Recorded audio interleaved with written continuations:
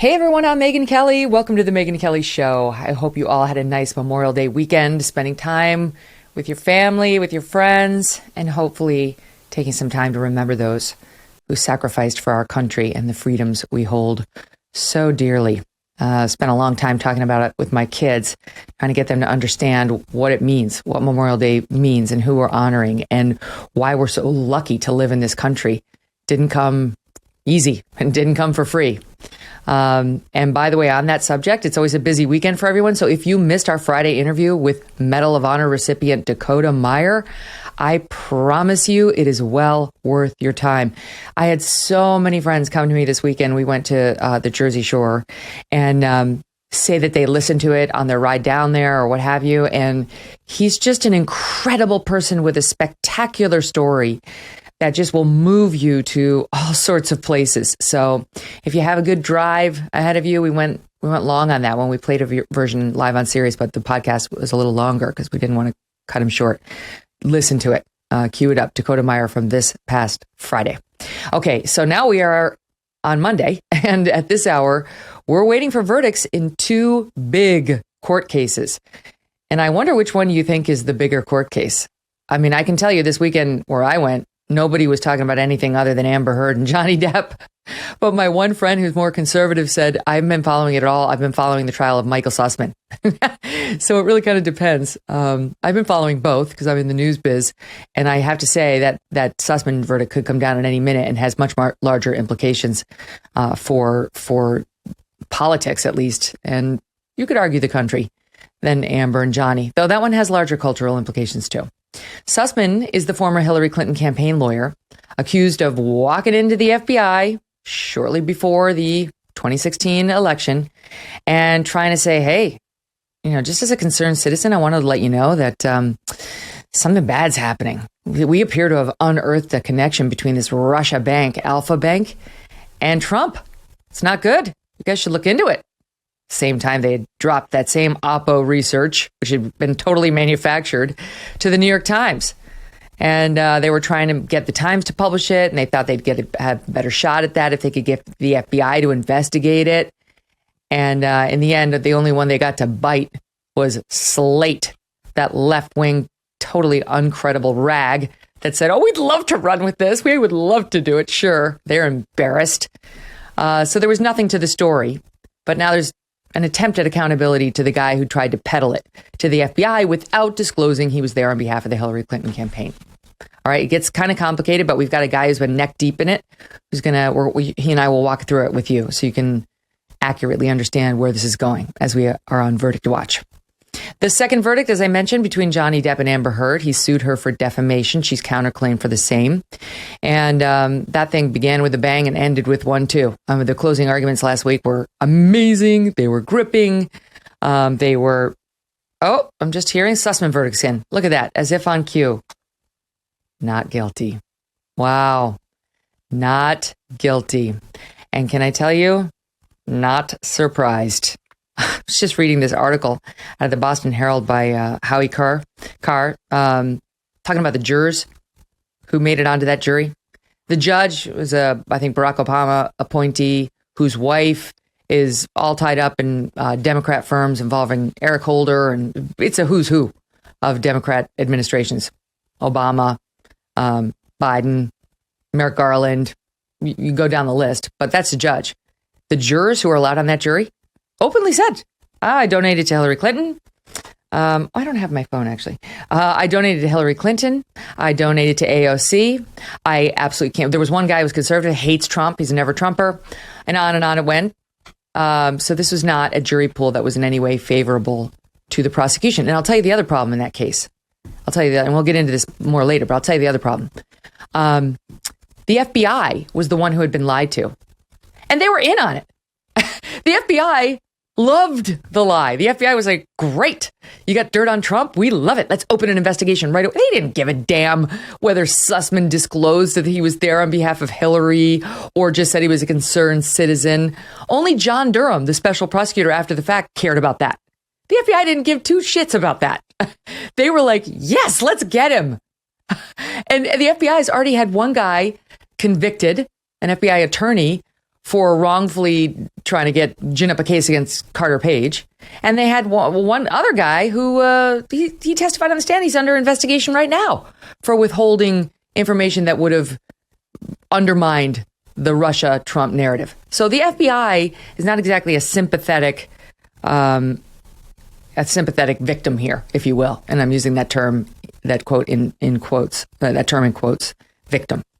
Anyway, we'll get into all of this in just one second, but we're going to kick it off today in Uvalde, Texas, where there's disturbing new information about the shooter's actions leading up to that awful day. And indeed, now we know there were more warning signs that it seems that no one cared to flag. All right, so we're going to get into all that. And by the way, new developments today into the Supreme Court the marshal, maybe getting a little closer to figuring out who it was. So joining me now is Andrew Sullivan. He's been on the program before. He's the founding editor and co-owner of The Weekly Dish, a hugely successful newsletter on Substack, and hosted the podcast The Dishcast with Andrew Sullivan. Andrew, welcome. Great to have you here. So I won't put you on the spot and make you discuss Sussmann, because we do have a lawyer coming on who's been following it very carefully. But I do want to talk about Uvalde, which is in the news very much. I know you've written about it yourself, and the absolutely dreadful developments that have come out of there about the police inaction on the spot. And it's not to say that the blame lies with the police. The blame lies with the shooter, 100%. But what happened down there is absolutely extraordinary, and it's unforgivable, and it's painful to even discuss, but it must be. Your thoughts? Well, like you, I almost don't know what to say when 19 children are gunned down. Every time I think about it, my heart sinks even lower. And I think that kind of numbness was bad enough. And then when you got the subsequent news that the cops seem to have completely bungled this and that those lives might have been saved, and then you also see the story of this incredibly troubled, obviously pathological kid, bullied, isolated, angry, threatening, lots and lots and lots of red flags right there. Megyn, I don't know what to say. I'm an immigrant to this country, so the gun situation here is, for me and for anybody outside the United States, pretty hard to understand. I mean, you understand why. I mean, this is the only sort of Western developed country that for hundreds of years had a completely open frontier. You can understand why with the Second Amendment that evolved, but they were in a situation where the simple consequence of that is the massacre of children, and that will happen again and again and again. I've given up. I don't think there's anything to be done. I've watched the politics of this, and I don't feel strong. I'm not one of these new immigrants think that America's gun laws are without reason or without defense or without historical roots. But I don't know how much longer our collective consciences can allow something like an AR-15 in the hands of anyone, really. A machine gun that was devastated these children's bodies to such an extent that the parents had to give DNA to recognize their children. It is unconscionable in any other place. I don't disagree with your feeling of futility. And I'm not a huge gun person. My audience knows, it's an amendment. It's a right. I get that as a lawyer, but I'm not like a gun advocate, a Second Amendment advocate. However, every time I look into this, Andrew, it's not a machine gun. An AR-15, it's a semi-automatic rifle, and it does the same amount of damage in the same amount of time as a semi-automatic handgun. That is 85% of what gets purchased over the counter today in America. I mean, if you go for self-protection and want to buy a gun, you're probably going to get like a Glock or 9mm. And every time you pull the trigger, a bullet fires. That's what an AR-15 does too. It just looks scarier. It just looks scarier. But doesn't it have many more bullets? No, this guy modified it, or I'm pretty sure he modified it, and the previous shooter modified it. But no, it can't fire faster or more bullets than a handgun. So I know it looks like. I'm happy to say I don't know the difference. But to me, that's the futility of the problem. It kind of goes to your original point, because we have 330 million people here, and we have 400 million guns. And we're not getting rid of them. We're not doing what Canada just did today and said, we're going to have an assault weapons ban. Kamala Harris said she wants one. It's not happening. And I love it because they said, well, Congress won't do anything. Well, you guys control Congress. We have a Democratic president. We have a Democratic House. We have a Democratic Senate. So don't make it sound like, oh, this inactive Congress. Like, your party does not have the will to do this because it's unpopular, because guns are very popular in America. And I knew you as a native Brit don't get that. I just think I can get that. I understand that. But what it means is that America is the only country that will massacre its own children on a regular basis. And America has to own that. If it wants to own the Second Amendment, it has to own the massacre of children as a particularly American phenomenon. And I just think if that's what we're going to say, that's what we have to be. That's how we have to understand ourselves and our country. I'm an American citizen. Yeah. I understand that being an American means to live in a country where children will be massacred on a regular basis. Well, listen, I find this deeply alarming too, but there have been massive shootings of children overseas in other countries, perhaps not as regularly as we see here. And it's a problem we have to take a hard look at. But the thing is, we have a huge country. Our country's way bigger than virtually all the other countries in which this has happened, or where we look to sort of see what's happening there. 330 million people are not easy to control, and we have lunacy, and we have red flags that we ignore. And I mean, both in connection with the selling of guns and just in connection with policing ourselves, like being a concerned citizen and calling up the authorities and saying, hey, this guy's a problem. Like we saw with the Buffalo shooter. He tortured a cat to death. I mean, animal torture is always a precursor. Like you can take it to the bank. Anyway. Well, I mean, I think one of the things I would say is that I have been persuaded these red flag laws, partly because of David French's passionate support for them, seem like at least one way forward to try and catch psychopaths or just deeply troubled young men from doing this. And it's mainly young men. The other thing that's behind this, and if you look at this kid's past, no father. Yep. If you no present father, and you will find through all these cases and through a lot of not just mass murders, but regular shootings, which happen every day, that it's young men without fathers that are doing this. And at some level, we have to also get to the deeper cultural issues here, which is that men and boys need dads. They really do. And some male role model to teach them what it is to be a man, which is not using an AR-15. It's not using one and only using something out of defense to protect your family or your children or your neighborhood. And there is a different kind of masculinity than this kind of macho warrior ethic. And I think the absence of fatherhood is a hugely underappreciated phenomenon in our social ills.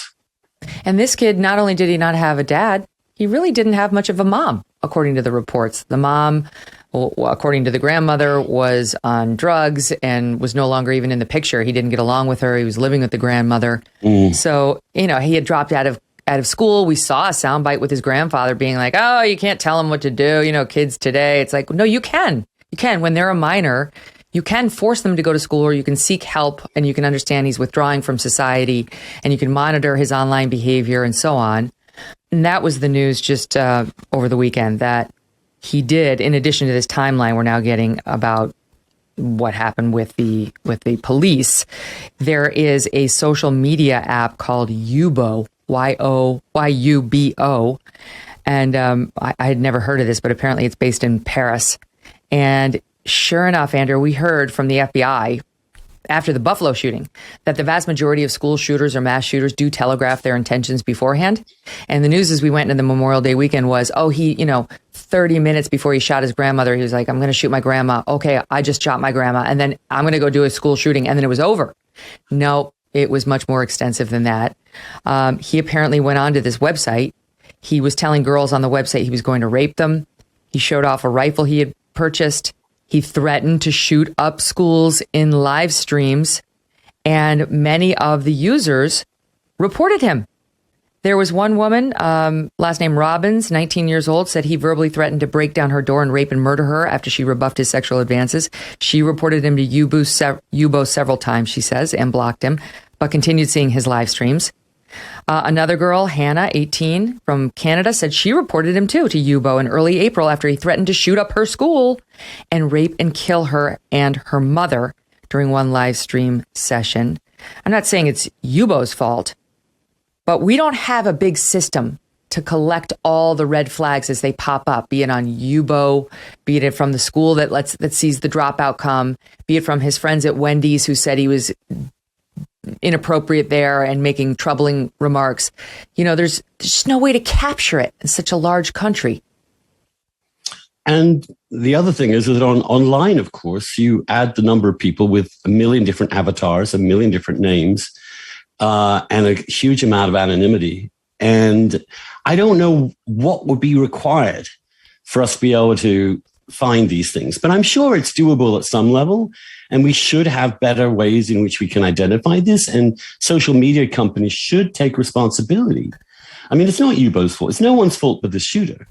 But if Yubo had been told of this and never did anything, just one call to the FBI would have helped. Right. Who knows what we could have avoided? And that seems to be something that social media companies, again, so many major companies seem to think their only goal and their only motive is to make money. And it is to make money and to help please their shareholders. But we're also civic entities. We're all citizens. And I think it's a terrible thing that major companies do not feel in any way responsible for the social peace of their own societies. It's as if they exist in some weird world of cyberspace where they don't acknowledge that they also have responsibilities as well as rights. You're so right. And you point out that it's almost always young men between the ages of, let's say, 15 if it's a school shooting and 22, around there. And it's different ethnicities. It's often white. In this case, it was somebody who was Latino and, similar. But you can get a profile very easily of who the potential school shooters are. It's almost never, I can't even remember a case where it was a young girl or a woman. So there's a way of creating a profile in the same way, frankly, we did for the, radical Islamist terror attacks that the country was suffering for a long time after 9/11, the domestic terror attacks. And people can say it's inappropriate, but there's a profile, and there's a reason, like you're not going to suspect me of committing radical Islamist terror on the homeland, or you of committing a school shooting, right? You don't fit the profile. You've aged out. And we're not doing that. Thank you, Megyn. So I'm congratulations. Aware of my gradual decrepitude, but I know I'm an unlikely school shooter. But you know what? Most of the actual just shootings in America are committed by men under 30. Yeah. These are not women shooting people up. It's over 90% male, and of course, it's 90% happening among men whose testosterone levels are at their natural life peak, which is likely to reduce their inhibitions, increase their likelihood for anger, and especially if they're in conflict with others, lead to outbreak. These are things that we know. And as I said, we can do all this stuff, but unless these boys, and that's what they are in so many circumstances, don't have someone in their lives who can tell them what's right and what's wrong, they are going to keep doing this, and that's our deeper problem. That's what's so disturbing, is that your inability to stop it, and it. It's like in some of these cases, sure, we can red flag these guys, maybe even involuntarily commit some of the worst ones, but the bar for that is so high right now, and no one's even considering lowering it. That's one thing I want.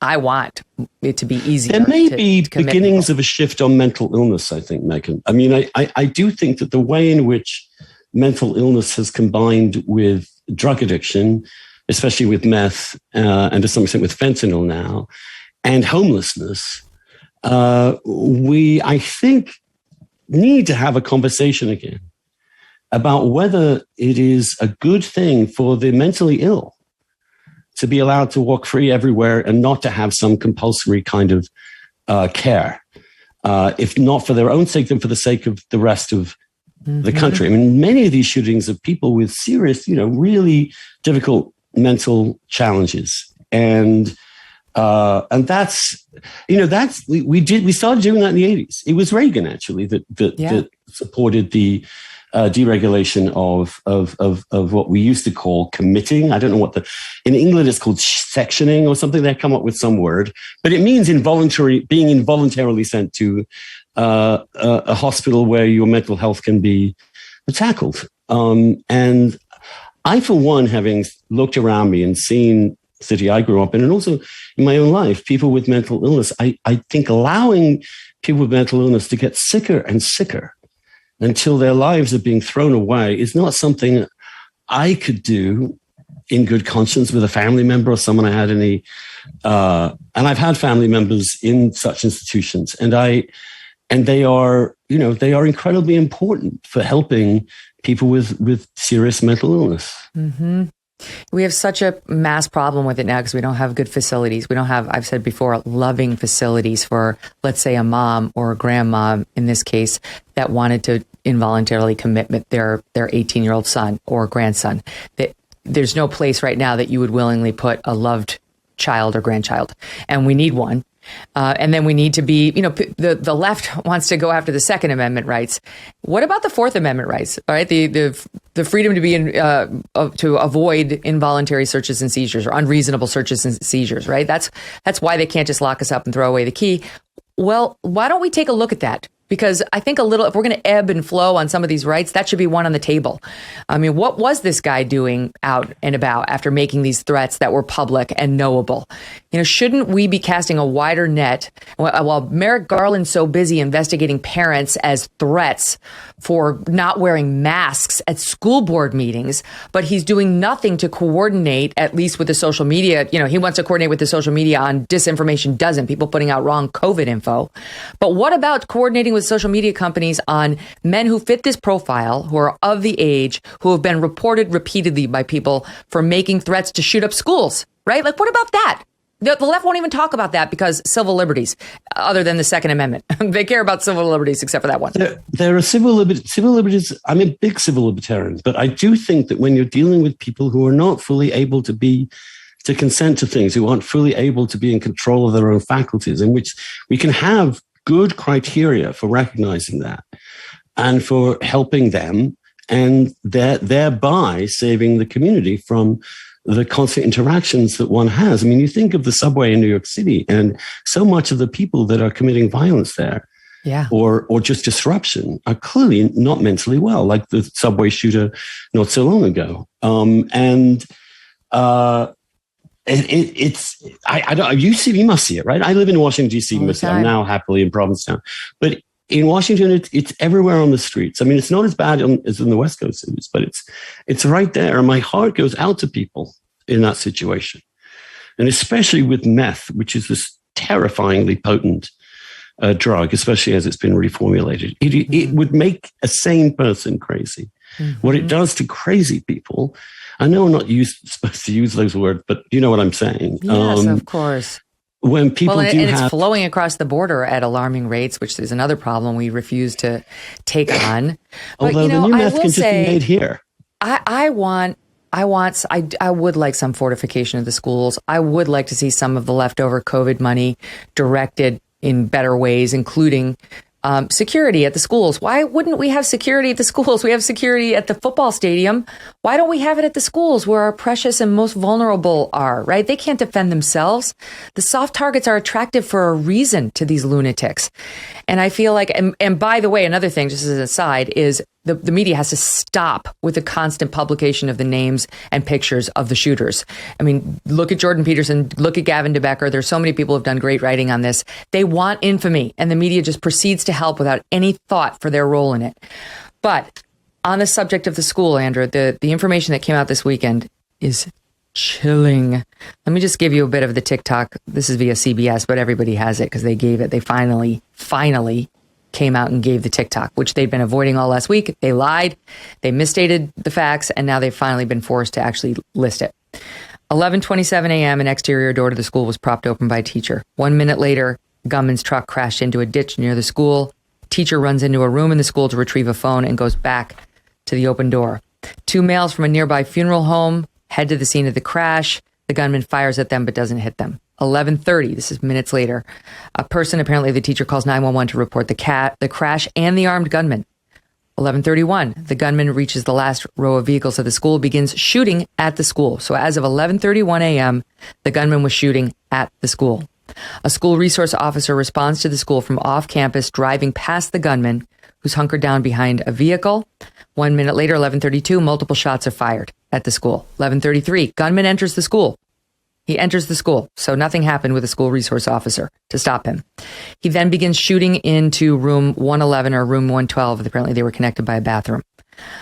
He fired at least 100 rounds. So most of the damage, we believe, happened early, though we don't know that. 11:35, 3 Uvalde police officers entered the school through the same door as the gunman. They suffered, quote, grazing wounds. I'd like to know more about that, since they've been misleading us about, and their police do not seem particularly brave. What's your grazing wound? Tell me more. Later, 3 additional police officers and a sheriff's deputy entered the school. By 11:37 to 11:44, another 16 rounds were fired off. By 11:51, police sergeant and other law enforcement agents arrive. 12:03 now, so we're 30 plus minutes into this. As many as 19 officers are in the school hallway. A student in room 112 called 911, whispering she was in room 12. 7 minutes later, 12:10, she calls 911 again, saying multiple people are dead. 3 minutes after that, 12:13, she calls 911 again. 2 minutes after that, members of a Border Patrol tactical unit arrive at the school. 12:16, the student calls 911 again, saying 8 to 9 students were alive. 12:19, another student calls 911. The call gets disconnected. 12:21, the gunman fires again. The group of law enforcement officers and agents move down the hallway. During a 911 call made at this time, you can hear the sound of 3 shots being fired. All cops are there. You got 24 cops outside. He's still shooting people, or so it would seem. 12:13, first student who had been calling 911 called again, staying on the line for 21 seconds. She told 911 he shot the door. 12:43 and 12:47, the student called 911 again, begging, please send the police now. This poor child. Can you imagine what she, I think, was thinking over the course of an hour as she knew the police were there and they didn't come in? She said she could hear the police next door. 12:50, the officers finally breached a locked door using what? TNT? Dynamite? No. Keys they got from the janitor. That was accessible to them all along. Shots were heard, the gunman was killed, and then they rescued the remaining students. There's no excuse if you are not willing to risk your life to save a bunch of single-digit children who are being shot by a crazed gunman. You're in the wrong line of work if you're wearing a badge. Find something else to do. What are your thoughts on it? Well, I can't put it better than that. Although I am not going to be a judge of people in that situation, but it does seem to me to be just horrifying incompetence and cowardice.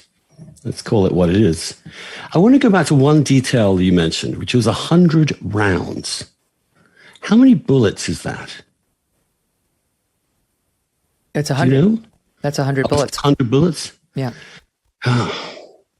Now, you say 100 bullets, ability to shoot 100 times is a completely normal weapon for self-defense. And I don't believe it. Well, it was modified, though, I think. I think it was modified. But here's the thing. Even if it was... I'm sorry, no one needs a gun that can shoot 100 rounds like that in a civilized society. No one for right, hunting, but if he modified no one it, for self-defense. but if he we have laws on the books preventing murder that he didn't observe either. You know, he modified it to have a greater capacity. But let me just take you back to Virginia Tech and that shooting, which I covered live. I was there moments after the day after it happened, and he only used semi-automatic handguns. That's it.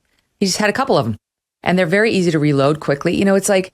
So you can blame it on the AR-15, and I couldn't care less about an AR-15. Do I care whether people get to keep their AR-15s? Not really. But I understand that you could take away every single one of them. It's not going to change anything. You're going to have just as many school shootings, and you're going to have just as many dead. It's those particular guns. I can give you guns could be a potential problem here. I can give you that. This particular gun, that's a comfort check. That's the shoes at the airport. Getting rid of them is not going to stop this. Well, that may be true too. Then the question is simply what I said before, which is that we are the only country in the world where this thing happens. Really, I mean, there have been, I think, a couple of others elsewhere by a mile. So that's what America means. Own it. I think there's going to be accountability for these officers quite clearly. Yes, there will be. And there will be. You know, the fact that they lied about it after the fact is even worse. Now we finally have the DOJ investigating. Originally, they said no.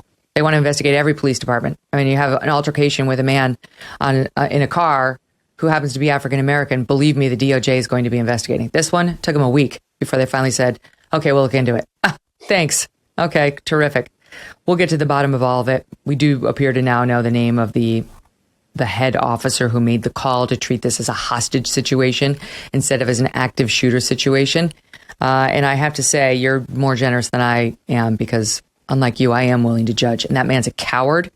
And I don't know how he looks himself in the mirror on a day like this, now that we know. I mean, he definitely has blood on his hands. It's not his fault, but he could have done more to stop it. And he's going to have to deal with that from now until the day he passes. All right, stand by. Andrew Sullivan is here to discuss so much more, including his recent testy exchange with Jon Stewart. My God, Jon Stewart was a nightmare. He's awful. Whatever you once thought of him, he's just truly awful now. And what he did to Andrew was grossly unfair and an ambush, says Andrew. And also Leah Thomas is back in the news today, giving an interview this morning that it was to ABC. And guess what? Sorry, not sorry. We'll tell you what she's saying. Don't go away.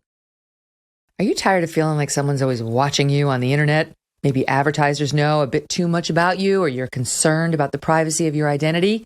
Using incognito mode will not serve the problem either. IPVanish VPN is here to help you. They will protect your right to privacy and help you stay anonymous online. IPVanish helps you safely browse the internet without exposing your private details to third parties. You can use IPVanish on your computers, tablets, phones, even devices like your Fire Stick when you're streaming media. When you use IPVanish, all of your data is encrypted. IPVanish makes you virtually invisible online. It's that simple. IPVanish is offering an incredible 70% off their yearly plan for our listeners with a 30-day money-back guarantee. That is like getting 9 months for free. IPVanish, super easy to use as well. All you have to do is tap one button and you are instantly protected. Take your privacy back today with a brand rated 4.6 out of 5 on Trustpilot. Go to ipvanish.com/Megyn, Megyn. Use that promo code Megyn to claim your 70% savings. That's ipvanish.com/Megyn. Okay, so Andrew, let me kick it off with Leah Thomas, the transgender swimmer who's on the UPenn team, who's been breaking records and beating all the biological women. She's finally on camera giving an interview now to ABC News, sat down with Juju Chang, and had some things to say about her right to swim in women's sports. Here's soundbite 1. The women who signed the letter anonymously said that they absolutely supported your right to transition, but they simply think it's unfair for you to compete against cisgendered women. You can't go halfway and be like, I support trans women and trans people, but only to a certain point, where if you support trans women as women and they've met all the NCAA requirements, and then I don't know if you can really say something like that. Trans women are not a threat to women's sports. What do you make of it? Well, I want to say two things. One is that I understand and appreciate the situation that Lia Thomas finds herself in. And I don't think this is a ploy or something fake. I think it's real. And I want to respect her and her rights in every single respect. And that means 99% of the situations I would support her in. There's just like 1% of a few small things like biology, which is incredibly important in something like sports, in which biology is central. So similarly, I do think that there are questions in which women who've been abused and need to find shelter should have an option to have a shelter for their domestic abuse in a place where there are no people with penises. You can have shelters which have both trans and women and women, but I think there should be some options for women who don't want to be in the presence of men. And I would say that also for prison. Now, those aren't huge exceptions, Megyn. They're just a small concession to reality. And look, I am and always felt myself to be a big supporter of trans rights. And you know what? We won.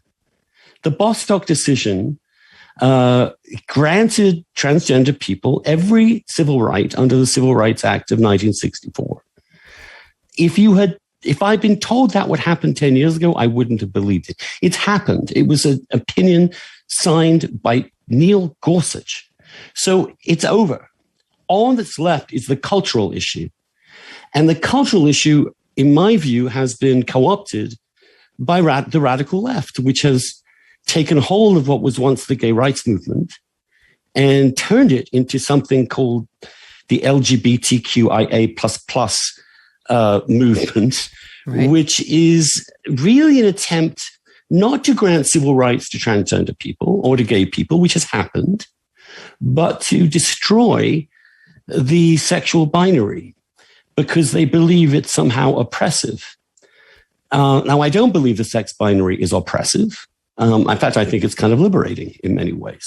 It's oppressive for the tiny proportion of people who have this deep conflict between how they understand themselves and how their bodies are. And I understand that, but it's a tiny minority. And for the vast majority of people, the sexual binary is, in fact, a fact. If we didn't have a sexual binary, there would be no human beings. It is integral to our reproductive strategy as a species. There are no people who are both men and women. There are a tiny number of people who are intersex, but normally you can tell whether they have large or small gametes. No one is born with the ability to have sperm and eggs, right? You can't reproduce yourself. We're not amoebas. We're humans. Right. And so making this distinction should not offend transgender people. And you know what? It doesn't offend most transgender people. The trouble is these activists seize control of these issues. They've used and abused us gays in trying to turn us into things we're not. They're trying to make that you would think that every single gay person in America was a screaming leftist if you read the media. Yeah. It is not true. Right. It is not true. It is not true. It is not true. We as gay people are born everywhere in the United States randomly. That means in Texas and Oklahoma just as much as in New York and California. And we have in the gay community a large diversity of opinion. We have 30% voting for Trump. We've always had solid gay conservatives and liberals who are not party to this neo-Marxist claptrap.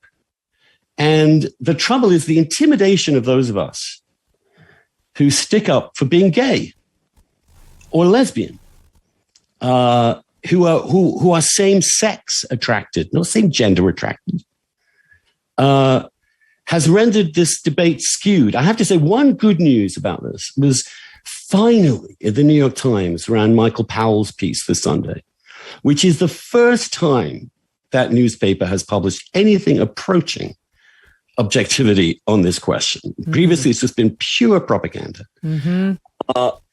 And look, there is and has to be a distinction between trans women and women. And women who have always been women, are biologically women, are chromosomally women, are functionally women, have had the experiences of a woman from childhood onwards. That distinction between that and someone who's biologically male with all the male nibbly bits, as it were, it's real. And it doesn't offend gay people. Look, you get rid of same-sex attraction in favor of same-gender attraction, you've abolished homosexuality. Yeah. The radicalism of this attack on sex is not only an attack on the core women's rights, it's also an attack on gay people. I am now told by super woke lefty LGBTQIA blah RWXYZ plus people that I should be attracted to someone who has a vagina. Now, the last person who told me that was a priest. And these people are Puritans. They're they're anti-gay, in my opinion. They certainly don't like gay men. And it's time for gay people to reclaim our movement, which we succeeded dramatically with. Why did we succeed? And I was obviously a central part of that in the 90s and 2000s, was because we talked civilly to people. We made our arguments. I went out and talked to people I disagreed. I went to evangelical churches, fundamentalist churches, Catholic institutions. I made the argument. And you know what? The great thing about America is if you make the argument and it makes sense, a majority of people will be fair-minded, and we change the world.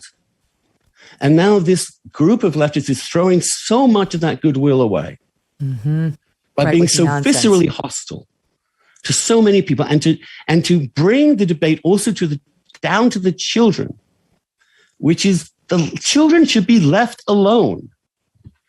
Seriously. 100%. You have no right to indoctrinate my child with your weird views of biological sex and gender and so on. But to hear, to hear Leah Thomas tell it, this is really, you're really sort of stuck in the past, and that she doesn't have any advantages over the biological women just because she's lived her entire life as a man, but for the last couple of years. Here was a question on, and listen for the term, legacy effects. Legacy effects. You mean the 20 years as a man legacy part? Listen. There is this concept of the legacy effects of testosterone, and that can't ever be zero. Should that eliminate or disqualify transgender women? I'm not a medical expert, but there's a lot of variation among cis female athletes. There's cis women who are very tall and very muscular and have more testosterone than another cis woman, and should that then also disqualify them? What do you think? The range of testosterone for women never overlaps with the range of testosterone for men, period. I recommend, if people are not aware of the science of this, a terrific book by Carol Hooven at Harvard, a brilliant professor at Harvard, well-loved, but also isolated now on this, who's this is about reality and bone structure, musculature, all these things. The wave of testosterone in the womb, the wave of testosterone at puberty, these things dramatically alter your perspective. That's why every human being can look at another human being and instantly tell they're a man or a woman. Instantly. Yeah. Because that's what testosterone does to the body. And she is... Look, she's an intelligent person. She knows this is not true. Yeah, that's right. She knows this is not true. That's right. And happily in the Times this Sunday, it was stated as fact, this is not true. Yeah, there was an extraordinary piece. To include trans women, sure. But don't fool yourself in thinking you're going to protect women's sports. You're not. You're going to destroy it. Well, in the same way, once you actually enter the hospital and need medical care, you can't, the jig is up. You know, like, you've got to disclose. They're going to find out what's inside of you, what your body parts are actually does matter in a medical perspective. And they matter in a sports perspective too. They just dug up two people from Pompeii. They were liquefied in the eruption at Pompeii by Mount Vesuvius. They know from the bones what sex they were. Wow. From the bones. Sex is implanted in every cell in our body. And the idea that it's some trivial elements. Look, this is all a postmodern attempt to destroy biology, to destroy scientific reality. That's where this philosophy comes from. And it's a profoundly illiberal philosophy. It denies the centrality of reason to human debate and puts feelings at the front of them. It believes that science itself is a function of white supremacy. I'm not kidding. It believes the Enlightenment was the beginning of darkness. It is deeply alien. Look, I studied political philosophy at Harvard. I have a PhD in stuff. I had to read this crap. And forgive me, but it's strange, it's weird, and it's being indoctrinated into so many people who really should know better. And everyone else is too cowed by fear, because the weapon of saying you hate a certain group of people, that weapon, which is a lie, a massive lie. Now, some people, I've no doubt, are bigots towards people who are transgender. No question, it happens. But my view is the majority of people don't want to harm trans people. Of course we don't. We don't want to harm trans children. But we don't want to put gender dysphoric children in a position of making decisions about their entire future lives without very, very, very careful mental health monitoring. And when they have weird, quote, peer pressure, though it's not a peer, from the adults teaching them, who are pushing them into this. And no one can tell me it doesn't happen. It happened in my son's school. I witnessed this day after day when he would come home and tell me, and I was probing once I heard the first story, what'd they say today? What'd they say today? They were pushing it as though they wanted the boys in this all boys school to declare themselves girls. This school no longer uses the term sons or boys. They just say your student. This is one of the reasons we left. Now, wait, I want to stand you by because there's so much more to get to, including whether you learned that term nibbly bits while you were at Harvard. I'm sorry. It just came into my head, that phrase. I was just trying to think of something that wouldn't... meat and two veg. How's that? Your meat and two veg. That was the other thing we used to say in England. I don't know if that's better. All right, stand by, because I do want to ask you about that cad Jon Stewart and what happened there. And also Bill Maher pushing back on some of this, because he's been characteristically brave on this issue, I would say, and to his credit. Sorry, so stand by. We'll come back right after a quick break.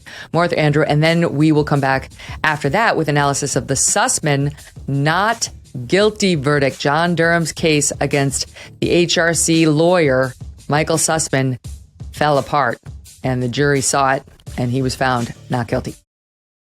Are the high fuel costs putting a damper on your summer vacay plans? From higher prices at the pump to a jump in airfare, it's getting more and more expensive to get away for a week. But what if you didn't have to? What if you could soak up those vacation vibes year-round in the comfort of your own home? Get a Michael Phelps swim spa by Master Spas. Whether you want to stay close to home this summer or you just want to extend your break, a Michael Phelps swim spa will help you do it. They're by Master Spas, and they can transform your backyard into an oasis. It combines the benefits of a pool with the therapy of a hot tub. This is going to reinvent your family time. You're going to love it. Your family and friends will too. Michael Phelps swim spas by Master Spas come in a variety of sizes to complement almost any yard, even if it's a tiny one. And since it is heated, you can use it year-round in any climate. Michael Phelps swim spas are 100% made in the USA by Master Spas, the world's largest swim spa manufacturer. Go to masterspas.com, put in promo code MK, save $1,000 by doing that on a Michael Phelps swim spa, or $500 on a Master Spas hot tub. That's masterspas.com, promo code MK.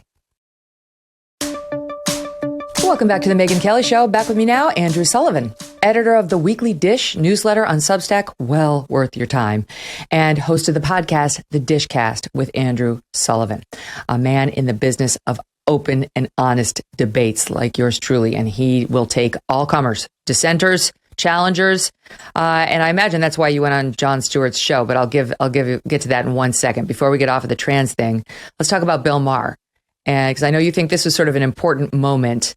Because he's listened to, the left listens to him. He has influence with, I think, large swaths of the left still, even though he's not a woke leftist, but he's still a leftist. He hasn't abandoned his liberal principles. I think he considers himself a man without a party currently, like a lot of people. Anyway, he took on this whole transgender insanity recently on his show. Here's a clip. Something about the human race is changing at a previously unprecedented rate. We have to at least discuss it. When things change this much, this fast, people are allowed to ask, what's up with that? All the babies are in the wrong bodies? Because we're literally experimenting on children. Maybe that's why Sweden and Finland have stopped giving puberty blockers to kids. Because we just don't know much about the long-term effects. Although common sense should tell you that when you reverse the course of raging hormones, there's going to be problems. If this spike in trans children is all natural, why is it regional? Either Ohio is shaming them or California is creating them. That's a great question. Well, I think it misses one other central point here, which is that not just regional, but why has there been over the last 10 years a 5,000% increase in transgender identification among teenage girls, a group previously unheard of in this kind of study? Mm-hmm. And as you say, these kids are being taught essentially that if they're lucky, they're trans. If they want to be cool, they're trans. Now, I want to just say one word about what this does to gay kids. You're a gay boy, right? And you may have some effeminate characteristics. And you were told you could be a girl underneath. That's who you really are. That's homophobia. That's the old smear. You're not really a boy, you're a girl. And you're putting that terrible idea into this boy's head at an incredibly impressionable age. These 80% of children with gender dysphoria grow out of it and turn up to be gay. Yep. Underneath this is an attack on gay kids. And the gay rights movement has been so co-opted by postmodern queer and transgender ideology that they can't see this. And I'm telling you, just as there is a big outcry among parents about this confusion of children with, let's face it, postmodern queer theory. This is not reality. It's not biology. It's not what we know to be true about the tiny number of people who are transgender. It is an attempt to end the sex binary. And in the process, it's driven by a lot of homophobia. And at some point, this LGBTQ movement has to split up. Well, that's so interesting you should say that. A very good friend of mine who's gay said early on, kind of laughingly, but he was serious, why do we have to share a letter group with them? Like he didn't see the causes as perfectly aligned. He didn't like the activists who represent the trans community, if there is such a thing. And he saw what you're seeing, which is too often the things that we fought against, like, oh, my son likes pink. You know, now it's maybe he's trans, right? It used to be like, okay, just because he's pink doesn't mean anything. He could be gay, he could be straight. It doesn't mean anything. We sort of got to the point where we accepted that. And now suddenly we've gone back to where it means you're a girl. You forget gay. They've gotten rid of gay altogether. Yes. And how regressive that is. How reactionary. We should be telling little boys and girls, express yourselves how you will. There is no one way of being a boy. There's no one way of being a girl. Thank God for all the bookish boys and all the tomboyish girls out there. Yeah. You know, we're all humans. That's much more important. They create a spectrum from, I'm not kidding, on one end, G.I. Joe, on the other end, Barbie. What is this? Why have we gone back to the worst stereotypes of men and women when the whole point of the gay rights movement was to say, we can love other men and be men. Our ownership of our own sex is critical to being gay, but critical to being trans is disowning your sex. Mm-hmm. It's not just not alike, it's directly opposite. Now, historically, transgender people were part of the umbrella, as it were, because they were protected. And most of us, and the vast majority of us, want to support trans rights. And we do. As I say, we have them. Yeah, we've finally got the Civil Rights Act. You will never hear them mention this breakthrough. Why? Because they're not interested in civil rights. They're interested in transforming society on leftist grounds. They have co-opted us. And we gay people have to say, you do not represent us. We want to protect gay kids from this indoctrination, as well as straight kids from this indoctrination. Mm-hmm. And we are defined by the ownership of our own sex. The worst thing that was said to me as a kid, when I was at Christmas with my mom and my grandma, and I had a younger brother who was 4 years old. My younger brother was bashing a truck up against the wall, and I was sitting in the corner reading a book. And my grandmother looked at my mother and looked at the two of us, and she said to my mom, well, at least now you have a real boy. And do you know what that does to a kid? Being told that you're not really a boy, that there's something wrong with you. There is nothing wrong with a gay kid who's bookish or who likes things that are stereotypically feminine. There are plenty of gay kids who are not like that, but there are some who are. And again, this undermining of the self-esteem of gay children. How on earth did the gay rights movement get caught up in this? Yeah. And a few of us are trying to speak out. You know, we're smeared constantly because of it. We're called haters. We're called transphobes. There is nothing transphobic about Martina Navratilova.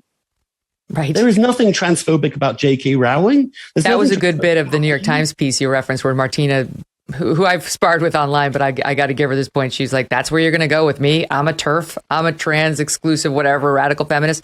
Okay. I mean, it's like she gets no credit for all of the work she's done as, one of the first out lesbians in tennis and so on. In that piece, a gay rights spokesperson told Michael Power not to quote Martina, not to platform any of these people. Right. They also believe in distorting the news. That's right. All right. Now, speaking of distorting the news, you want me to get Jon? Why you went on his show, I do not. We're going to have to bring it up with your therapist because he's been unfair for a long, long time. And I guess maybe you wonder whether the new iteration of him is going to be more fair. Like maybe people mellow in their older age. I think people tend to be more reasonable and maybe even a little bit more conservative as they get older. Not Jon Stewart. Man, to say he is on board the woke train is to understate what we saw on that show. And I know you've described it as an ambush. It had the feel of an ambush where they had him, two super, super far left woke people who hate white people, and then you satelliting in and, sort of saying, well, I kind of like America and I don't really hate all white people. And I don't really think that the nation is white supremacist. And they treated you like David Duke had shown up. It was insane. Here's just a small clip of what you had to deal with there.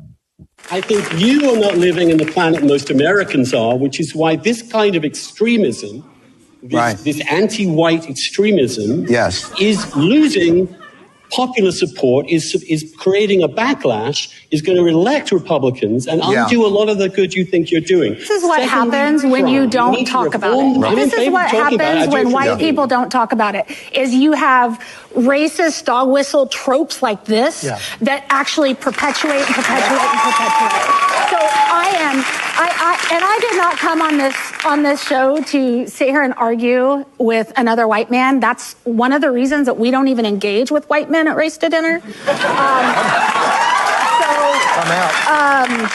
Because quite honestly, if white men were going to do something about racism, you had 400 years. You could have done it. Okay? Every single white person upholds these systems and structures of white supremacy, and we have got to talk about it. If I could finger snap, I would finger snap right now. let's remove it then from the calling me a racist, John. You've been doing a pretty good job with it yourself there. So disgusting. Your thoughts on it? Well, Megyn, I did it. I was asked 24 hours before, and I did it as a favor. And I thought, and I was told I would just be one-on-one with John. So I was a kind of ambush. But leaving that aside, to go on a television show and to be attacked because of your race and your sex, a dismissal of an entire group of people based upon their race and their sex, the definition of that is bigotry. And he gave a platform for that kind of bigotry. This woman, by the way, she runs an organization in which women pay her $2,500 to go to dinner to be told how racist they are. I love it. I think those women get exactly what they deserve. I love it. I think she's doing the nation some good. Take their money and shame them because they're idiots and they deserve to be exploited. It's such a cheap and easy thing to do what they're doing. It's such an intellectually dumb thing to do what they're doing. Mm-hmm. It is simply posturing. The show was called, and they kept this from me, The Trouble with White People. Do you think they do the trouble with Jews? The trouble with African Americans? No, it's as if they've decided this one racial grouping is to be demonized, marginalized, and become a target of hate. They have become everything they once said they opposed. They're racists, sexists, and they really, really despise this country. There is plenty to be ashamed of in this country. Let's not beat about the bush. The history of slavery and segregation is terrible. But the idea that's the only thing in America, that America's overcoming of that, you hear them say that no white people did anything for this, even though hundreds of thousands of white people gave their lives in a civil war for this. To see nothing of the goodness of America as well as its obviously darkness. It's not a utopia. It's a place which is growing. And I came here like so many others, and look at the footfall. We didn't come here to join a white supremacy. We came here to join the most multicultural, multiracial democratic experiment in the history of humankind. And the idea that these people can now turn around and say nothing has changed since the 19th century is so ludicrous that it was given an entire New York Times magazine to explain itself. I don't know what to do, Kelly, Megyn. I just know reality, and I this difficult position of saying, no, we have to confront the history of racism and slavery. We really do, and insofar as more scholarship is being done on that, it's great, but don't distort that. Don't turn the promise of America into a lie. And don't undermine the principles of America in high schools and schools in order to foment the cultural revolution you want. Stay away and stand down. And at some point, we're going to have to do that. On that show, too. Because do you think I'm going back on that, Megyn? No, I know that. And I hope others are watching because, you are of the left. It's like even I am not of the left, Megyn. Well, you're not exactly. But I mean, people on the left. I'm not a Republican. No, I know you're not. But I am, broadly speaking, a conservative. I'm a moderate conservative. I'm an anti-Trump, pro-environment, pro-gay marriage conservative, If I'm not acceptable, who is? That's the point I was trying to make. And Jon Stewart's not an honest broker. I mean, I've told the story before, but I called him. He called me. I said on the air that I didn't like him and that he wasn't an honest broker and that he hid behind the veil of, I'm a comedian, to offer a lot of bullshit without any accountability. And he called me at Fox. He called me. And he was upset that I had called him all those things. And of course, I stood by every word and I told him why I thought that. And I said, I'll give you 3 examples off the top of my head of what you've done. And with respect to me, because those are the ones that were, in my head when I was talking about, I know he's dishonest because he said things about me that I know are not true. And he had no answer for why he had misrepresented me so badly on so many occasions. No answer at all. He just wanted to get views. That's it. It was just about building an audience. And even on the phone call, he tried to hide behind the comedian trope, which I didn't accept. And that's just who he is, right? So I think people found something charming about his comedy routine on that show, and that legacy has stayed with him. He's done some good work for the veterans. No one would take that away from him. But he's a prick. I'm sorry, but he's a jerk. And you can see it in full scope with you. And one other word, that woman the lady who she's brilliant. She's the star of the whole thing. How she gets these women to fork over $2,500. Well, you and I would do it. Let's do it for $1,500. No. They'd have to pay me $2,500 to sit and be lectured by her. I mean, seriously. I'll do it for way I can't cheaper. Imagine the levels of masochism of these people. Well, listen, she said, after calling you racist, because Stewart looks at her like, how are we supposed to talk to these people? How are we supposed to talk to somebody who's got these crazy views? And she said, well, we have to hold them with grace and compassion after calling you a racist.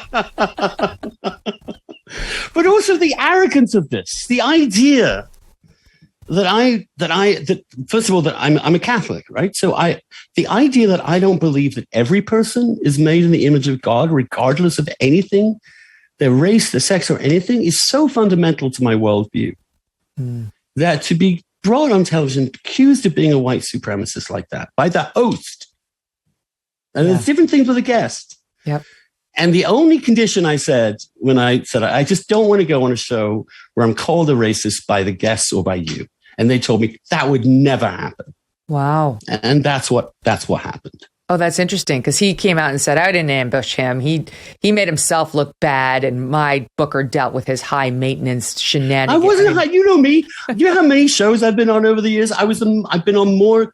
I held the record zero on maintenance with Colbert, us. the record on Bill Maher. I do this. I'm a pro. I would tell you if this was on the level. It was not on the level. It's uniquely not on the level. These people were liars and manipulators, and they knew what they were doing, and I was dumb enough to participate. But you know what? I'd rather participate and be made a fool of than run away from this. And you know, there's something invigorating about, as Churchill said, being shot at but not being hit. There's something incredibly exciting about that.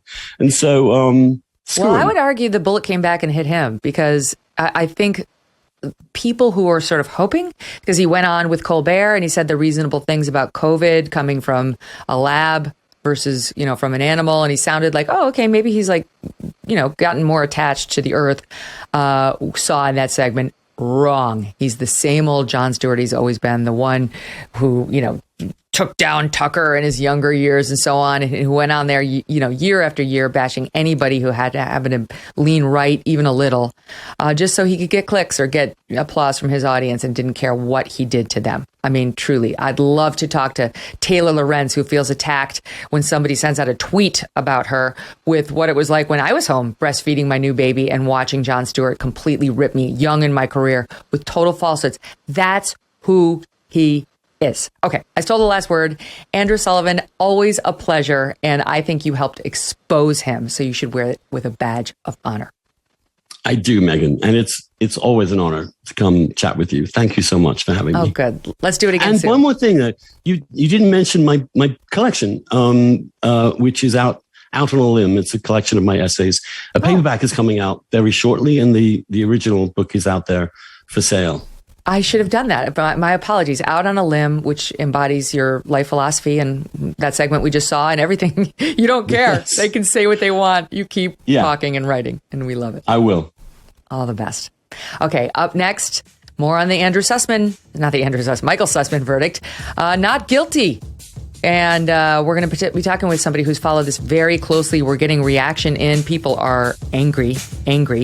I said the case had collapsed. That was an Andrew McCarthy take on it, saying that was his take on Friday. I'll read you some of the reaction that's breaking. Jonathan Turley, who we love, writes for The Hill. He came out and said, look, the Durham team was hit with limiting court orders and a jury that was hardly ideal. That is the understatement of the century. I'll give you the facts on this jury. But he says this reinforces the need for a special counsel report. We may not find out what happened with Hillary through the courts. We need Durham to issue a full-throated report to give it all up. We'll come back with that. Black Rifle Coffee Company is a veteran-founded company serving premium coffee to people who love America. They develop their explosive roast profiles with the same mission focus learned as military members serving this great country of ours. Black Rifle Coffee imports high-quality coffee beans from Colombia and Brazil, and they roast them 5 days a week at their facilities here in Manchester, Tennessee, and Salt Lake City, Utah, which means you get the freshest coffee no matter where you live. Enjoy the awesome packaging and the unique flavors like Silencer Smooth, Lava Panther, and all of them sound so cool and so delicious. which they are. I can attest to that firsthand. The best way to enjoy Black Rifle's freedom-filled coffee is with the Black Rifle Coffee Club. If you join the club, you get your brew of choice roasted, packaged, and shipped free to your door on your schedule. You don't even have to worry about it. Not only do you save a trip to the store, but you receive special discounted pricing on roasts. You gain access to exclusive products, partner discounts, and you get to be part of the coolest club on the planet. And you get their cool mugs, too. Literally a win-win scenario. You can buy it all at blackriflecoffee.com. Use the code MK at checkout for 20% off your purchase and your first coffee club order. That's blackriflecoffee.com/MK. Use the code MK on checkout. Black Rifle Coffee is America's coffee.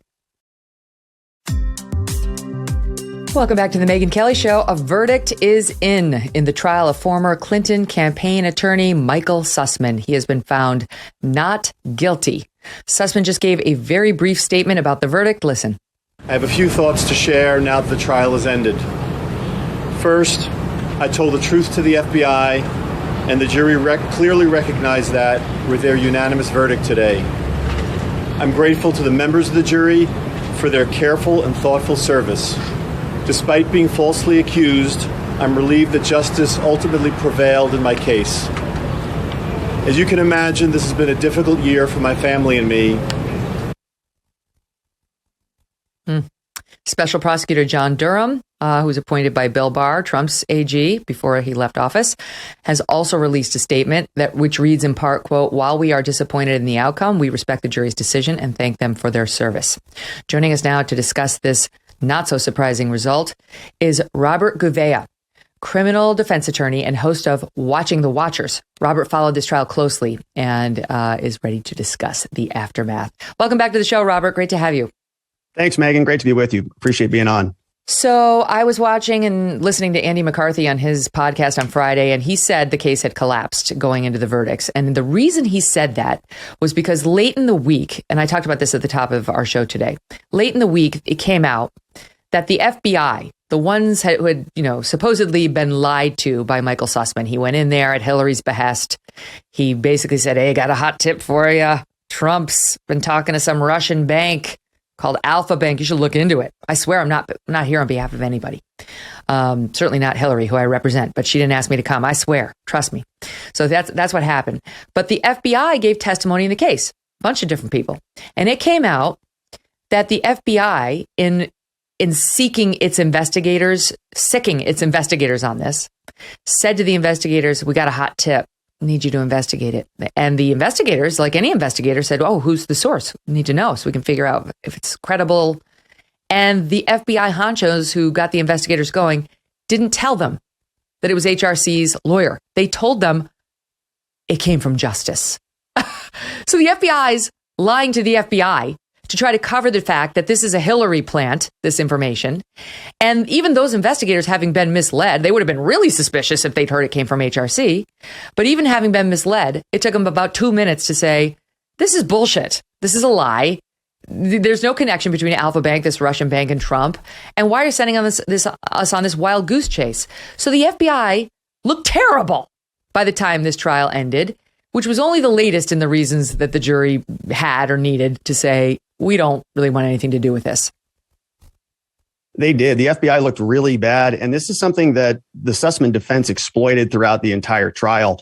And it really created this unique dynamic in the trial, because what we had was special counsel John Durham calling all of these witnesses. Many of them were FBI agents, but some of those people were, they may have been in on it. They kind of may have been in on this scheme. And so what we ended up seeing as the trial unfolded was kind of this bifurcation, kind of this two-tier system that existed within the FBI. You saw the higher up people on the seventh floor, they call it, kind of the upper echelon decision makers at the FBI. And then you had some of the people that you were describing down sort of on the lower level, the actual analysts, the technical people who were unpacking all of the white papers and the thumb drives. And they knew from the very beginning that this was something that sounded like it was sketchy. But they got instructions from upper level at the FBI to say, basically, you continue to investigate this. And they conducted what's called a close hold, meaning they kept a lot of this information close to the chest so that the lower level technical FBI analysts were not able to really see the full story. And a lot of this testimony came out at trial, and the defense really used this, I thought, really, well, obviously they got a not guilty verdict. So they used it to their advantage by sort of making this about an FBI screw up. This isn't about Michael Sussmann, according to them, lying to the FBI. This is about a good citizen who went down, delivered this document because he was so scared about Trump and Putin and Russia and all that stuff. But that was all, legitimate. They're saying the FBI screwed it up with their investigation. They didn't ask the appropriate questions.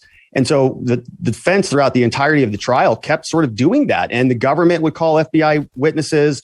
The defense called FBI witnesses. And, kind of every single one of them was like, yeah, we kind of could have done something a little bit better here. We really did, kind of screw up the chain of command. We heard a lot of testimony about confidential human sources, and the people who were creating some of these white papers that Sussmann brought over were sort of known to the FBI. They were confidential human sources, but their information that was working its way up the chain didn't get communicated around appropriately within the FBI. Right, so the defense just said it's your fault. So basically, the way I see it is you have two sides that are in bed together. Sussmann, Hillary's lawyer, and the FBI. They all wanted the same thing. Stop Trump. Get Trump. They all wanted the same thing. The information that's come out shows that a supervisory agent overseeing the FBI's Trump-Russia probe, Joe Pientka, sent a note to the FBI special agent, Curtis Hyde, saying people on the 7th floor, to include director, meaning Comey, are fired up about this server, this one that's allegedly connected from Trump to Alpha Bank. That's in writing. Then he messaged Hyde, making sure that a case had been opened. Quote, reach out and put tools on. It's not an option. We must do it. Jonathan Turley saying they basically sounded like unindicted co-conspirators, the FBI. So these guys are in there. Even Baker, who was the lawyer for the FBI, he'd worked with Sussmann together a long time ago. He was there reluctantly. He's like, okay, he came in. Yes, he told me he wasn't there on behalf of any client. And then Durham's lawyer for the prosecutor said, yo, I know. And you wrote that in a text message explicitly. You had it in a text message he sent to you. Forgive me, that's what happened. And the text message sent to you the night before said, I'm coming over and I'm not coming on behalf of any client. And you didn't produce that to us, the prosecutors. That was an important document. Why didn't you produce that, Mr. Key Witness Baker of the FBI? And Baker said, this is your investigation, not mine. Nobody was there to help Durham. Nobody. Not the judge, not the jury, not the FBI agents, and certainly not Michael Sussmann. You're exactly right. Every single person in there. It was a really weird thing to see because normally I'm a criminal defense attorney. Normally when we are representing clients, we see the prosecution and the police officers and all of their witnesses like BFFs, best friends. They are in total sync. The prosecutor asks a question. The police officer sort of, ready, chomping at the bit to say the answer. But we didn't get a lot of that here. The witnesses were all sort of opposed, adversarial to the prosecution on both sides. Right. And even in a lot of the trial testimony, you mentioned some of the text messages that were sort of being sent back and forth. They were almost friends. Michael Sussmann and Jim Baker, Sussmann met with Baker at the FBI. They sat down and they had that meeting back in September 2016. But before that, they were sending messages back and forth. They were I would sort of joke that they go to the same cocktail parties, they're part of the same social circles. And during the actual meeting and after the meeting, Sussmann continued to engage with Jim Baker, sending him messages about him getting a new job over at Twitter, saying, hey, Jim, congratulations on the new job. I know you're going over there. Jim responded and said, Sussmann, I haven't even made this public yet. How do you know about all this? And so there's this sort of very interconnected web of nefariousness that is really, really pernicious. And I think that today was a disappointing verdict because we really wanted to see more of where this went. Mm-hmm. Yeah, because what they needed to prove was that this guy Sussmann went into the FBI and that he lied by saying he was not there on behalf of a client when we all know he was really there to represent the HRC campaign, which was his client. We knew that. There's only a splitting hairs. Like, was that meeting, was that request on her behalf? And he said no, and Durham said yes. So that was one. Did he lie? And by the way, the jury hasn't told us why they found him not guilty, but it was one of these two things. Either they found he didn't lie, And Baker, who's the main lawyer on the prosecution side, the main witness on the prosecution side, he was the FBI attorney, general counsel. And he was the one who said, yeah, he told me he was there not on behalf of anybody. But he was kind of sketchy on the stand a little. It was that text message that got produced late that really put the lie to Sussmann. I mean, Sussmann was caught saying in a text, I'm coming over and I'm not representing anybody. Anyway, there were problems around that too, which I won't get into here. Then the second question was it material? Was the lie material? And I think this is where this all comes in, that the FBI knew that Sussmann represented Hillary. The FBI didn't give two damns whether what he said, how he disclosed what he was there. They couldn't have given a shit. They loved to investigate this. They were like, yes, you could see in the text messages, let's do this thing. And Sussmann's lawyer said, everyone knew he represented Hillary. Mr. Sussmann has Hillary for America and DNC tattooed on his forehead. And now the FBI, so excited about this information that they don't even pass on to the investigators that it came from Sussmann, her lawyer. So excited about it that they instead said, oh, we got it from Justice. Now they want to be like, oh, we were lied to and it misled us and we spent resources where we wouldn't have. Oh, bullshit. I mean, I know the jury is biased towards Hillary, but I think even a fair jury could have said, oh, please spare me. We got better things to worry about. Yeah, I don't disagree with that. And there's a lot there. Michael Sussmann worked for this law firm called Perkins Coie, which was a major law firm for Democratic campaigns for the last, I think, 3 election cycles. So Mark Elias was another lawyer who worked at that law firm. He represented Kerry, Obama. And so, this was kind of just the latest iteration of the Democratic team. And the defense made a big point of that. They said, yeah, everybody knew who Michael Sussmann was. Michael Sussmann even had a badge to the FBI, right, to their headquarters. He never worked at the FBI headquarters, but he was a national security lawyer. And he had all sorts of conferences that he did talking about all of these issues. And Sussmann was actually somebody who also worked on the quote, Hillary email hack. If you recall back during 2016, and I know you certainly do, Megyn, but there was, a lot of activity about Hillary's emails saying that her campaign got hacked and it was the WikiLeaks saga and all of this stuff. Well, Sussmann was one of these lawyers that was sort of appointed to deal with that. He was to run point with the FBI on a lot of that. And so one of the arguments that the defense made was that they knew him from that. There were sort of these parallel things that were going on simultaneously. Hillary had the WikiLeaks Russia hack, but there was another Russia, story, which was this Trump Alpha Bank collusion story that was being run parallel. And so at Perkins Coie, Michael Sussmann was the person in charge of the Hillary WikiLeaks email saga. And then they just sort of said, well, why don't you run point on this? Well, and so he did send a text. I'm sorry, Megyn? So let me ask you about that, because that's what's so infuriating about seeing Sussmann come out there and be like, it's been a difficult year for me and my family. You foisted a lie on the FBI. You foisted it on the New York Times. You misled the country. And frankly, for the Democrat listeners, he may have cost Hillary the election. I mean, he and Robbie Mook, the campaign manager, and the testimony we heard in this trial showed these guys, this brain trust, cost her the election. So you should be even more angry if you're a Democrat listening to that guy, because they came up with this cockamamie story that even the researchers they were asking to push it were like, no one's going to believe this bullshit. And they were like, we're doing it. It's going to be our October surprise. That's what John Durham said over and over. This was going to be their October surprise. And they brought it to the New York Times, which didn't bite. The reporter there was pretty savvy and was like, I smell a rat. I'm not doing this. And so they went to the FBI because they thought that would make the media take it seriously. Oh, the FBI is investigating. And still the New York Times was like, but that hack rag Slate was like, we'll publish anything if it's bad for Trump. So they did it immediately thereafter. Hillary and Jake Sullivan, who's now the national security advisor to President Biden, but was then working for her, immediately tweeted out like, oh, now the FBI is involved. Oh, we definitely need to look into this. Trump, Russia. That was her October surprise. It failed. And what ultimately happened was the FBI said to the New York Times, don't publish anything in case you are thinking about publishing anything until we look into this. And those FBI analysts are the heroes of anybody, the low guys on the totem pole who, notwithstanding the bullshit being fed to them by the higher ups near Comey, said, there's nothing here. This is bullshit. And there's nothing for us to pursue. And the New York Times did wind up running a story, but it was about her. It was about her and her emails and her server. And you remember then the Democrat meltdown that the New York Times would publish this and that Comey would announce it and all that. So the whole thing backfired.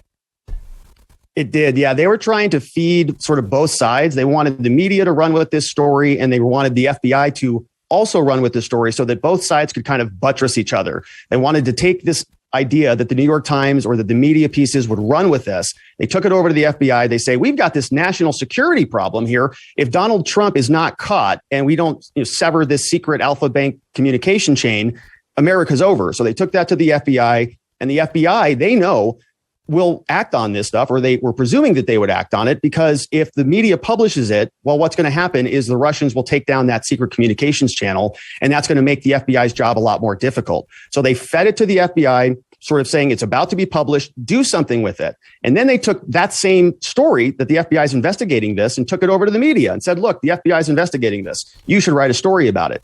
And it all was this October surprise. There's a tweet that came out on October 31st back in 2016. I believe it was the 31st or the 30th. And it was Jake Sullivan. It was Hillary Clinton. And they put out a press release saying Donald Trump collusion with Alpha Bank. Now, a lot of that stuff didn't come into trial, but it was all part of this grand conspiracy. And I think that they really did want to try to, get this stuff out there. When we were looking at a lot of the polls during the election season, everybody was saying Hillary was going to, run away with this thing, and it wasn't even going to be close.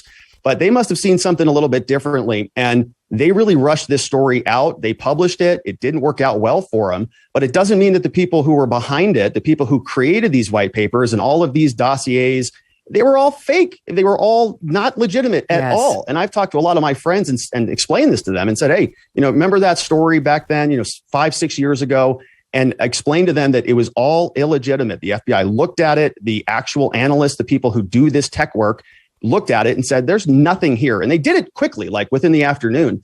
But it still percolated around the FBI because I think a lot of people there wanted to see this happen. And remember, we're talking about a lot of the outgoing Obama people who were in the FBI at that time. And so people like Peter Strzok and Lisa Page, the FBI lovers, we have Andy McCabe, all of these individuals were strongly anti-Trump, and they're all up on that 7th floor. They're the people who make the decision about that close hold and about what to do with this information. And the reason I've been so focused on this case is because I want to make sure that we sort of memorialize this stuff down so we can see who these people are, because Sussmann just got acquitted. He's going to be out there back working at his law firm, getting involved in the next round of election litigation. Mark Elias, same story, right? He runs Democracy Docket now, and they're filing election litigation all over the country, motions to intervene and all sorts of stuff. So these same actors are still going to be around for the foreseeable future, probably engaging in a lot of these same types of activities in order to win elections. They started these lies. These are the guys who worked with her and Fusion GPS to start these lies that sent eventually the FBI on another track on a wild goose chase, but certainly the nation on a wild goose chase for the first 2+ years of the Trump presidency. So I don't give a damn how hard his year has been. I couldn't care less. I want him on bended knee apologizing to me and to America for what he and his buddies put us through. And by the way, they didn't let in sort of the broad conspiracy with the Hillary campaign to the trial, but they did put Robbie Mook on the stand, who was her campaign manager, and he gave up the farm. He testified that it was Hillary Clinton who personally approved them going to the Times and to the FBI and pushing this lie. So we knew that, but that brings us back to sort of you're kind of saying the whole thing is swampy. It's swampy from beginning to end, involving all parties other than Durham. And that brings me to the jury. Okay, so Robbie did testify to that, and Hillary Clinton has this around her neck like an albatross. This jury couldn't have cared less because, frankly, they're pretty swampy too. There's a great piece by Howie Carr in the Boston Herald from not long ago, and he says in it, this is his description, talking about the jury. One juror acknowledged he'd contributed to Hillary's campaign. Another thought she had, but couldn't remember. Another's a former bartender who donated to AOC. Still another juror's husband worked on Hillary's 2008 campaign. Yet another one supports defunding the police. Yet they all got onto the jury. After the trial started, still another juror recalled that her daughter was on some private school crew team with Sussmann's kid. With Sussmann, the defendant's kid. The judge said not to worry about it and refused to excuse her. Who is the judge, you ask? His name is Christopher Casey Cooper, appointed by Obama after his service on the Obama 2008 transition team. After law school, again, this is the judge, he worked in the DOJ with the defendant. What a coincidence. Later, the judge was also employed in the same law firm as Eric Holder. Obama's self-described wingman as Attorney General. Judge Cooper is married to a lawyer named Amy Jeffress. In the Obama years, she worked as National Security Counselor to Eric Holder. Now, she's in private practice. This is, again, the judge's wife. And one of her clients is Lisa Page, the rabid Democrat lawyer who was fired from the FBI for her extramarital affair with a crooked G-man, her rabid hatred of Trump, and her participation in another one of Hillary's disinformation campaigns. Would you care to guess who presided over the wedding of the Democrat Judge Cooper and his Democrat lawyer wife, Jeffress? Merrick Garland. It's like, oh my God, I can't even. It is. It's very, very swampy. And it made me nervous throughout the entire trial. And, you know, it's DC. So my understanding is and I'm an Arizona boy, I'm across the whole country, but it's like 95% Democratic every time they vote. And part of the voir dire, when they were going through and trying to pick the jurors, there was one lady who said in there specifically, and she made it onto the final panel. I don't know if she was released before they released some jurors before they get their final panel. But she said in her line of questioning, the prosecutor asked her, you marked on here, you had a strong dislike of Trump. And she said, yeah, Donald Trump is the worst, blah, blah, blah. And he kind of just let her on the jury. We didn't see a lot of strong objections or using his strikes, any peremptories or a lot of that type of stuff, or even real argument when a lot of these jurors came out and said things like that they were strongly biased against Donald Trump. And I don't know if that's because it's Washington, D.C. and you sort of, have to deal with the jurors that you get. And if every single person comes on and they're all Democrats, then, what can you do about that? You kind of have to play within the margins of those rules. Yeah. But there were several of them, like you listed, that were very, very consequential, in my opinion. This is a political trial. And so if somebody has strong political opinions, that's going to be consequential. And in a case like this, John Durham is not prosecuting Hillary Clinton per se, but he kind of is. And if he prosecutes and is successful against Michael Sussmann, then the domino effect might happen, and that might spiral into other potential Democrats, maybe all the way up to Hillary. And so now you have all of these Democrats on the jury there. And I'm wondering how they can sort of solve the cognitive dissonance that exists in their minds for them to change their vote as Democrats. We had people from the Peace Corps there. We had people who were, almost every single person on the jury panel worked in DC, right? They all worked for the Department of Treasury or some of these big bureaucracies. And so you kind of know how they're going to land. And if you now ask them a question, they're sitting in a jury box, they have to render a verdict and say, I have to find my own team guilty of something really bad, that is really misinformation, that's disinformation. All of the epithets they throw about everybody spreading misinformation and disinformation, their team was doing it with these fake Fusion GPS white papers and dossiers. And so now they have to sort of reconcile this in their minds and say, I have to vote guilty against my own team. I just wasn't sure that they'd be able to do that. It's a challenge. It's a challenge for any of these political cases getting tried in DC. Just a couple of samplings. Curtis Hook tweets out, Hunter Biden gets off the hook next. Just watch. Governor Huckabee, Michael Sussmann, acquitted by HRC donor-infested jury. Not exactly an unfair way of putting it. And now back to Jonathan Turley, who tweets, the limitations on this trial only reinforces the need for a special counsel report.